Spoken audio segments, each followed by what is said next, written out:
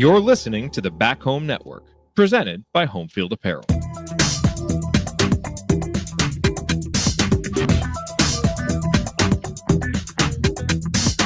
Welcome back to Crimson Cast. Galen Clavio flying solo tonight. It is Friday, November 29th, and hard to believe, but Indiana's regular season in football comes to a close tomorrow, about 11 o'clock, maybe earlier, as Indiana hosts Purdue in the Old Oaken Bucket game, the first ever night bucket game, and a game that will be a bit chilly out there. For those of you who are listening to this day of, I hope that you're en route to Memorial Stadium or maybe sitting in the parking lot listening. If you're listening beforehand, hi. We're going to talk about the matchup and a couple of items surrounding it. Not a long podcast, but I wanted to get a preview in before the game actually kicked, and so that's what this one is. So we'll dive into that here in just a second. First, just a reminder, we are brought to you by Home Field Apparel here on the Back Home Network, your place to go for the finest in college fashions, the softest fabrics, the coolest designs. They are deep into Black Friday sales time right now, 30% off the whole site right now.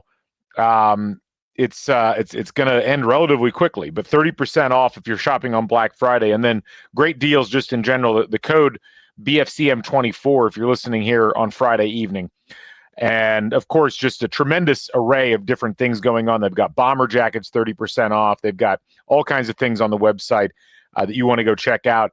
You see Home Field Apparel everywhere. If you've been watching these exempt tournaments for college basketball over the course of the week, you've seen people wearing Home Field in the stands, from the islands of the Bahamas to the Hawaiian Islands to San Diego to every point in between.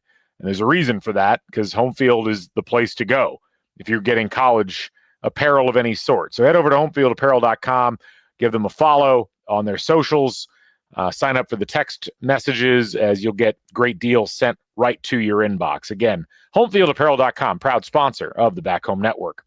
Also, just a reminder, we're on Substack, crimsoncast.substack.com. Join the nearly 1,100 subscribers who have signed up for free updates via email when we release podcasts. You also occasionally get a VIP episode only for subscribers. One of those is coming immediately after this podcast. So if you're subscribed, you already know what it was. If you're not, you'll always wonder. So go check that out.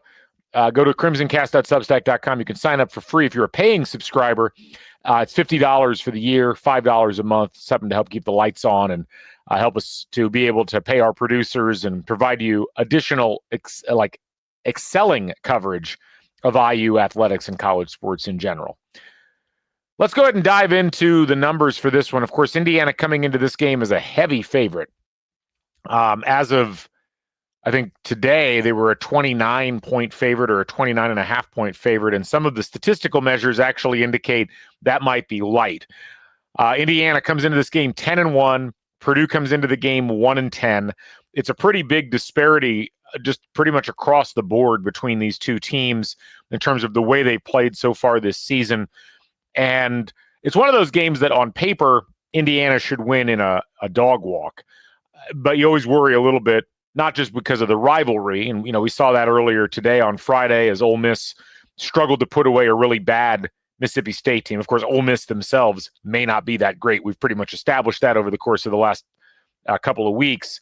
But you always worry in rivalry games, and you always worry that, a team is going to play out of their minds, that, going to make plays that they don't normally make. And, then you struggle as a team trying to accomplish something. I've been worried about that all week, and yet I keep getting reminded by friends of mine, by people who pay attention to the advanced statistics, like Taylor Lehman, who can't join us on the podcast, but certainly has done all of the number crunching. This is a really bad Purdue team, like historically bad. Bill Connolly, the godfather of S&P Plus, referred to them a couple of weeks ago as either the worst or the second worst Purdue team since World War II. That's pretty heavy. We've seen some bad Purdue teams. We've seen more bad Indiana teams in that time. But, yeah, Purdue's just having one of those seasons where nothing went right. And you just go down the board. Purdue's biggest weakness is their defense. They are 123rd in the country in EPA per play allowed. They're 125th in the country in allowed pass success rate, 113th in allowed rush success rate. They're allowing conversions on 82.6% of down sets. They allow a ton of line yards per rush. They allow a ton of third down success. I think teams are almost 50% against Purdue in third down situations this year. And of course, Indiana's been great offensively. That has been, despite the struggles that Indiana's had over the last couple of weeks offensively, offense has been Indiana's strength for the entire season. And so you look at the numbers, and I'm going to call them up here for those of you who are watching on YouTube. You're going to get a chance to see what Taylor's come up with here on Bite-Sized Bison, which you need to subscribe to. But we've been using these pretty consistently, and you can see the purple numbers are bad, the green numbers are good. And you can see Indiana's got a lot of green on offense. Purdue has all purple.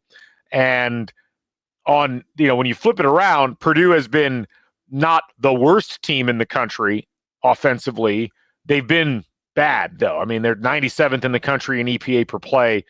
They've been good running the ball. They have gotten a decent running game going, and that's like the one thing you could kind of point to and say, gosh, what do we expect out of Purdue with all of this?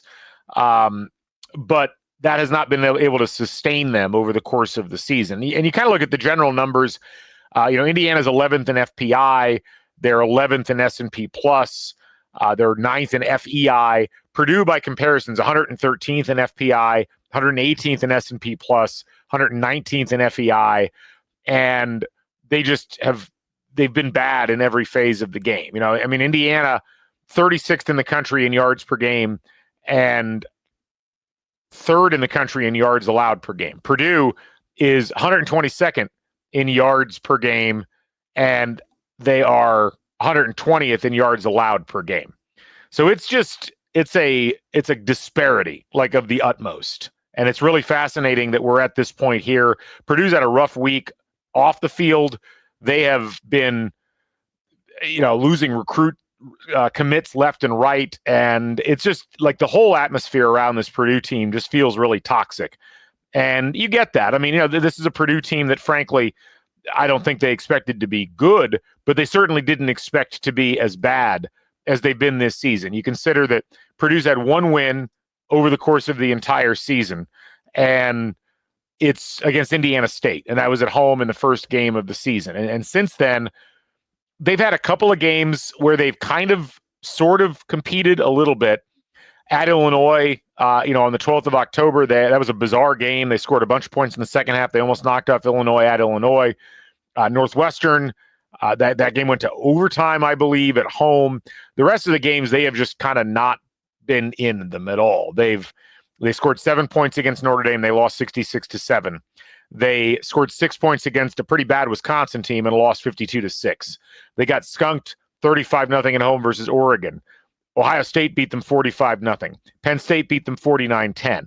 They did show some signs of life last week against Michigan State.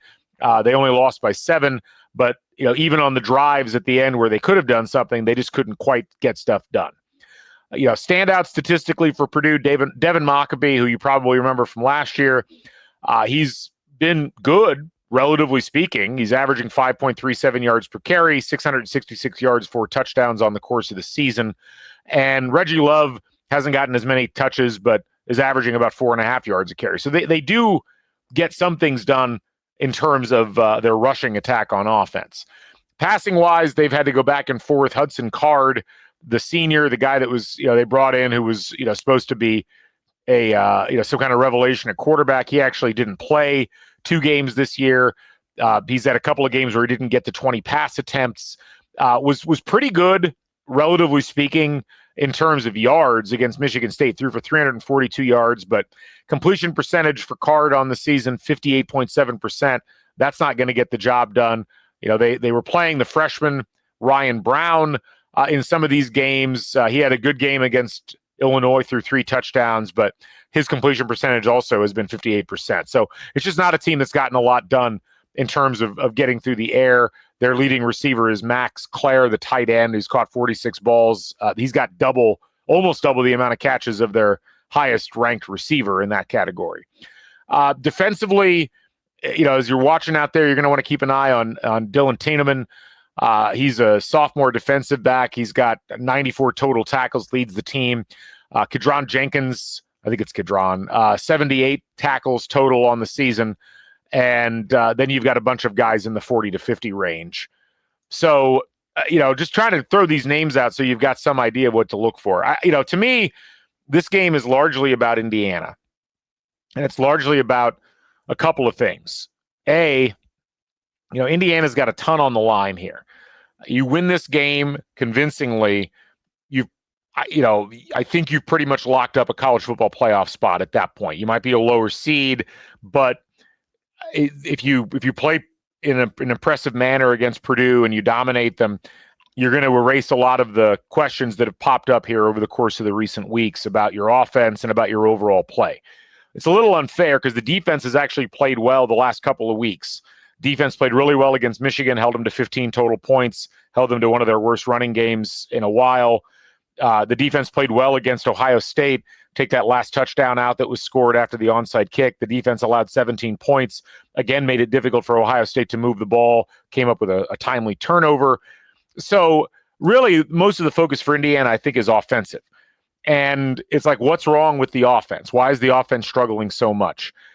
It's been surprising how bad the passing attack's been over the course of the last 6 quarters. And the running attack probably could have filled in some of those gaps against Ohio State, but once they started to fall behind due to special teams mishaps, that went away. And so I think one of the big things for Indiana early is going to be establishing the run. This has got to be a big, big game for Justice Ellis and Tyson Lawton. And, I think if you can punish Purdue early on the ground, you might be able to break their spirit early. It's going to be chilly out there, like I said. And so you've got some issues there in terms of like Indiana needs to be sure to secure the ball. Indiana needs to be sure that they are doing what they need to do to keep warm. But you've also got to look at Purdue. Purdue's 1-10. Their season's gone entirely off the rails. There have been people calling for the coach's job. You got guys decommitting. You probably got a bunch of guys with an eye on the transfer portal who are just going to be happy to get out of there at the end of the season. I wonder how much Purdue is going to feel like competing in 22-degree wind chill with a light snow, which is probably what it's going to be at the start of the game. But I think you can really punish Purdue by getting out to an early lead, and that's something Indiana hasn't done particularly well. Now, yes, they took a 7-0 lead against Ohio State, but I'm talking about, get a 21-0 lead, get a 28-0 lead, like really put some distance between yourself and Purdue early, first quarter, early second quarter. Leave it so that you're not worried about the margin. You're just worried then about execution and putting yourself in a position where you can maybe beat the spread and put yourself in the eyes of the committee as a team that maybe struggled for a couple of weeks, but now you're back full force and ready to go and maybe even host a playoff game if the cards happen to fall the right way. So, a lot of it also is like, can we get Curtis Rourke and his receivers back in rhythm with each other? And that's something that I've been puzzled by. I can't tell if Rourke is still injured or if the timing that was so perfect through the beginning of that Nebraska game just got lost in the shuffle and it hasn't been regained yet. You've had drops. Elijah Surratt has dropped the ball. Miles Price has dropped the ball. Zach Horton, I think, had a drop at one point. Like, there's just been uncharacteristic drops for this IU team in this receiving core, which had been so solid, so multifaceted, so dangerous through so many games this year. It just hasn't quite been there to that degree. Yes, the Michigan State game was kind of an exception, but even that game, a healthy dose of the damage Indiana did offensively was through the running game. And so I really want to see Rourke and the receivers in their, potentially their last chance to get reps in before the playoff, or whatever awaits Indiana. I want to see them get those reps in. I want to see Rourke have a nice game. I want to see Omar Cooper have a nice game. I want to see the rest of the receivers getting involved in the action. A lot of it's mentality. And I oftentimes, I think, fall into the trap that many other IU football fans have fallen into, where we get worried about, this could go wrong and that could go wrong. And I think back to all of those like Joe Tiller era Purdue teams who were demonstrably better than the IU teams they played against. And they went into bucket games and just smashed Indiana to tiny pieces. That's ultimately what I want to see Curt Cignetti do. I want Cignetti to have his team dialed in. I want them to have watched all of that tape of the lack of execution against Ohio State. I want them looking at the college football playoff rankings and saying, guys, The committee doesn't think very highly of us right now. Is that right, or are you going to go prove them wrong? Like, these are the kinds of things I think Indiana, mentality-wise, has got to come in. Not overconfident, because as we've seen, Purdue does have the ability to score a ton of points. They did it against Illinois. That's the only time they've done it, but they've at least got the ability to do it. But, can you go out there and just kind of smother Purdue in the crib early? Can you get it to where they don't want to be there? They don't want to take part in things. You break their spirit early. And then basically from that point, it's you as Indiana just racking style points up and putting yourself in the best possible position for, the second most important bracket reveal for the college football playoff, which is going to be this upcoming Tuesday. So those are kind of the main things. I mean, as I look at this Indiana team, it's been such a great season, and to watch the offensive production kind of fall off a cliff here over the course of the last couple of weeks has been a bit of a head scratcher. There's no reason why Indiana can't get back to where they were before. This is the worst team Indiana's played since Charlotte, and they may even be worse than Charlotte slightly. Charlotte on the season is 4-7, so they've won 3 more games than Purdue, and that includes wins against Florida Atlantic, East Carolina, Rice. All those teams are FBS teams, which Indiana State, Purdue's lone victory, is not. So this is going to be a real opportunity for Indiana to get back into a rhythm, get back to where they need to be mentally, and hopefully put themselves in a position where they can just leave everybody with a really positive feeling. It's going to be interesting as far as the crowd is concerned. I talked about this a little bit on Sunday when we did our preview, and one of the things that really concerned me was the weather and how people were going to react. Now, we saw the get-in price for this game be as high as like $250 back in early to mid-November. I think as early as like middle of last week. People started looking at the long-term forecast. All of a sudden, we're like, uh-oh. And tickets started to sell, and prices dropped like a rock. The get-in price was as low as $20, I think, the day before Thanksgiving. Now, it's rebounded some. I'm looking at it right now on SeatGeek, and I think people are starting to realize it's not going to be as cold as they thought originally. Get-in price right now, still a really good deal, $32 per ticket, including fees. But, I imagine that'll go up a little bit more. I just hope we get a sellout, like an actual sellout. This IU team deserves it. It's been such a great season. It'd be great to have a full crowd in there. We don't know what's going to happen with students and whether students are going to be able to make it back. But, this is where the people of Indiana, the IU fans living in Indiana, need to be filling in those gaps and putting themselves in a position where they're in there supporting the team and getting loud and helping them out and hopefully celebrating a big win over Purdue, which is something we can always celebrate regardless of what's going on in a particular year. You look at the weather forecast as it sits right now, and I kind of go back and forth between different weather apps trying to figure out what weather app's going to have the best overview of what to expect. It's interesting now because you look at the forecast and the ambient air temperature never falls below 28 degrees, which isn't that bad. A little bit of wind. The wind isn't supposed to be that bad. Light breeze, like 5-6 miles an hour. So you're talking about 23, 24 degree wind chill, which obviously is not ideal, but let's be honest, it's not that bad. We've all sat outside in high school football conditions that are probably worse than that.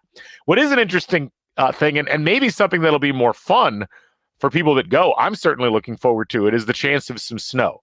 I don't think it's going to be a huge amount, but they're talking about potentially close to an inch of accumulation, which, with a light wind and with being able to kind of be in the stadium, could be really enjoyable. Just a nice scene. We've never had a night bucket game. We've had a couple of bucket games, I think, with some snow, although it's been a long time. Normally rain is the bigger culprit.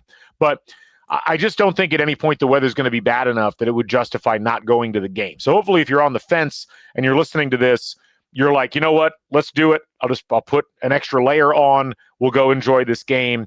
It should be a lot of fun. And I've been heartened by the number of people that have communicated to me that they are planning on being in Bloomington for the game. So I hope to see you there.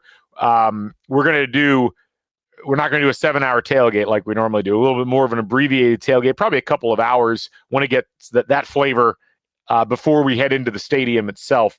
But whatever your plans happen to be, whether you're going to go out to the bars beforehand and then go to the stadium, or just go to the stadium right when the game starts, or you're going to go to the tailgate lots or whatever, enjoy the experience, enjoy the atmosphere, and enjoy the fact you've got a 10-1 football team with a chance to break yet another school record and go to 11-1, knocking off Purdue, and hopefully put themselves in a position where a playoff berth is no longer a question, but instead the question is, where are we playing in the first round? So anyway, not a lot else to say about this one. I will say S&P Plus is even more bullish on Indiana in terms of predicted score than Vegas is. Vegas is at 29.5. The S&P Plus predicted score for this game is Indiana 47, Purdue 6.